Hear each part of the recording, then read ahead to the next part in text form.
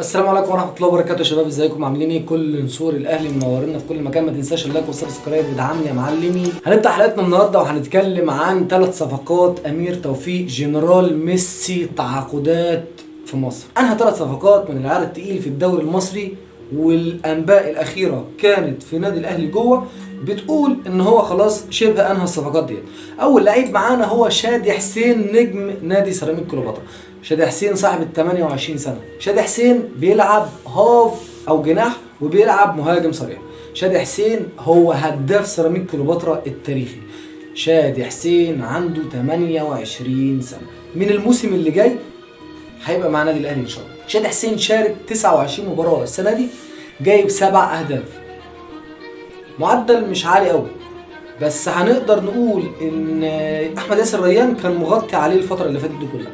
نتمنى طبعا ان شادي حسين يعني يرجع يعني يبقى كويس مع نادي الاهلي ان شاء الله، ويقدر يقدم لنا حاجه في الفتره اللي جايه. ودي كانت اول صفقه معانا، شادي حسين نجم سيراميك كليوباترا. الصفقه الثانيه بقى مين؟ مصطفى البدري. مصطفى البدري ده ناشئ النادي الاهلي، جه من نادي اسوان ب 3 مليون وراح نادي الانتاج الحربي، وهو حاليا في الانتاج الحربي. كان جاب فينا جول.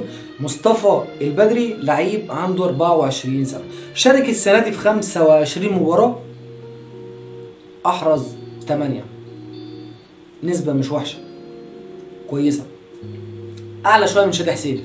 بس مصطفى البدري مهاجم صريح، هيشعل طبعا المنطقه اللي قدام ديت. والتر بواليا كده تقريبا خلاص مشي، هو ومعاه مروان محسن. الصفقه الثالثه بقى صفقه كانت من العيار الثقيل، النجم كريم فؤاد.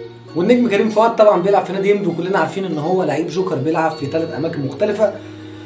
كده نادي الاهلي انهى 5 صفقات. الصفقه الاولى بيرستاو، ميكي سوني، كريم فؤاد، ومعاهم شادي حسين، ومعاهم مصطفى البدري. شادي حسين هيبتدي من اول الموسم القادم ان شاء الله، هو ومصطفى البدري وبقيه اللعيبه دي. في لعيبه كتير ماشيه من النادي الاهلي، على راسهم ناصر ماهر. ناصر ماهر مطلوب فيه مبلغ محترم، النادي الاهلي عايز فيه 15 مليون، فهيمشي لان ناصر ماهر مش عايز يقعد. طبعا بنبارك لكابتن احمد ياسر ريان نجم النادي الاهلي ونجم هجوم واحد هدافي الدوري الممتاز السنه دي، عامل موسم ولا اجمل ولا اروع من كده. جاب جون امبارح مع نادي الطا. ان شاء الله مستقبل كبير لاحمد ياسر ريان. لسه الكلام موجود ولسه الكلام متداول مع اليو ديانج، برضو لعيب من اللعيبه اللي عليها كلام. مروان محسن اللي فيه كلام ان هو احتمال يروح طلائع الجيش الفتره اللي جايه.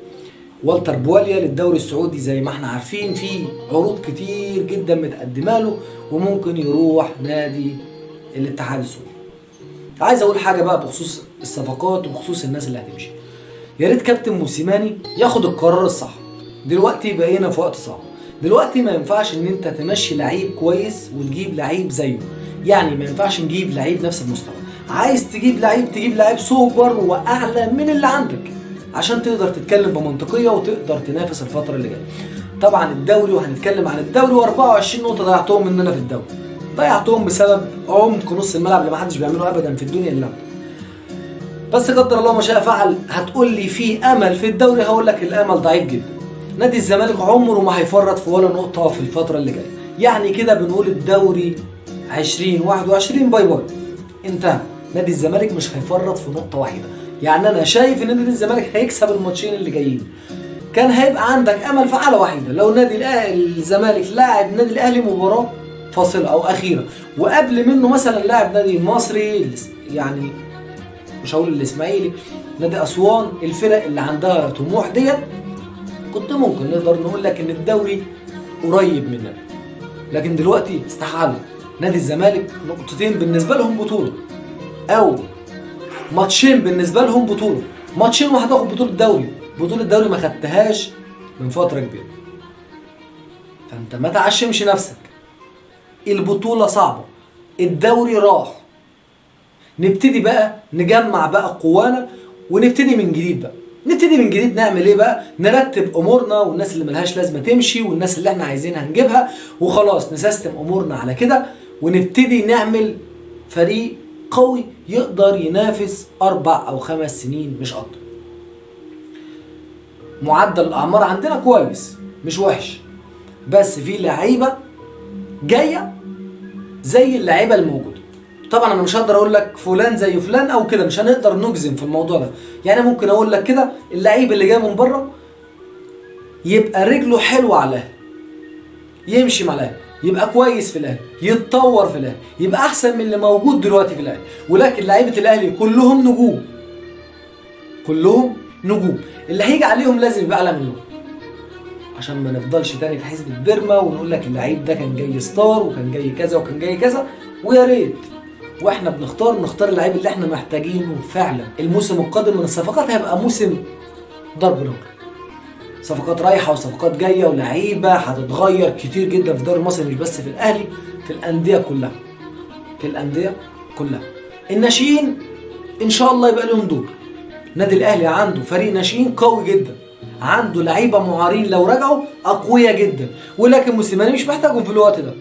موسيماني تقريبا شبه انهى موضوع الاعارات عند لعيبه كتير، لعيبه كتير هتستمر في الاعاره. تقريبا ما قالش اي لعيب يرجع لحد دلوقتي، لحد وقتنا هذا اللي احنا بنتكلم فيه. موسيماني ما قالش عايز اللعيب الفلاني يرجع من الاعاره. اللي اجزم فيه واللي انهى فيه كلام احمد ياسر ريان، خلاص قال لك لا انا مش عايز احمد ياسر ريان، واحمد ياسر ريان يكمل في الاعاره بتاعته. ان شاء الله النادي الاهلي بيستعد لمباراه الجونه وبيستعد للسوبر الافريقي مع نادي الرجاء. نادي الرجاء اللي بنبارك له ان هو كسب البطوله العربيه، كان ماتش جامد جدا.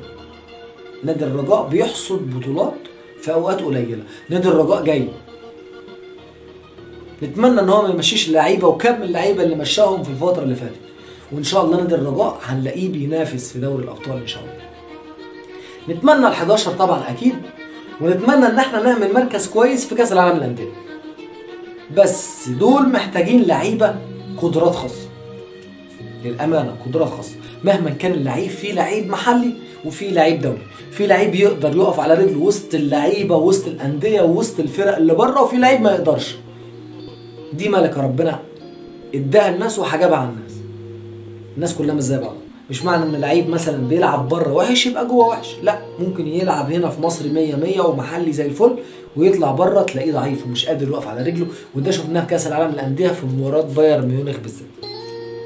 نتمنى طبعا الفتره اللي جايه دي كلها ربنا يبعد عننا الاصابات، والحمد لله على سلامه محمد شريف، يا رب يرجع بقى ونقدر نكمل بقى بمهاجم.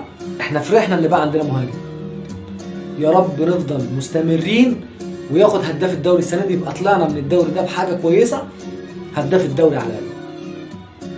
صعب جدا ان احنا ما ناخدش الدوري اللي مكتوب باسمنا، اللي المنافس هو اللي قال ان هو مكتوب باسمنا، فصعب جدا ان انت تطلع سلتي ولتي. صعب وتعصب وكل حاجه، وصعب الموضوع جدا. انا عن نفسي بالنسبه لي الموضوع مدمرني نفسيا ان انت ما تاخدش الدوري. ان شاء الله نعوضها بدوري الابطال ودوري السنه الجايه، ونعيشه ونشوفه المنافس ده بياخد دوري تاني ان شاء الله.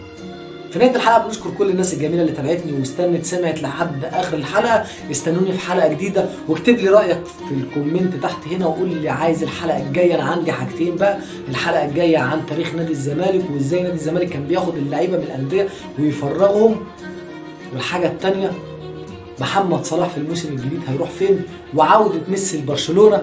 هنستنى في الكومنت بتاعك تكتب لي اللي انت عايزه، والسلام عليكم ورحمه الله وبركاته.